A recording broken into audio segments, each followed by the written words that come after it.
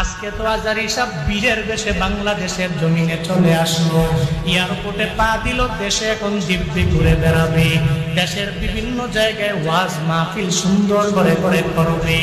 ওরা চেয়েছিল আজারি সাহেবকে যাতে করে বাংলাদেশে সে আসতে না পারে।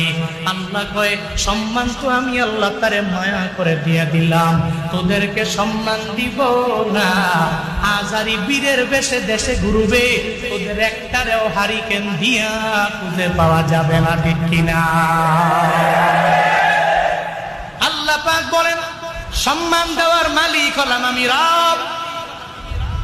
আমি আল্লাহ চাইলেই কোনো বান্দারে সম্মান দিয়ে দিতে পারি, আবার চাইলেই কারো কাছ থেকে আমি আল্লাহ কেড়ে নিতে পারি। ওরা চেয়েছিল মিজানুর রহমান আজহারি মালয়েশিয়া থাকবে, সারা জীবন পরে থাকবে, দেশে আসা লাগবে না।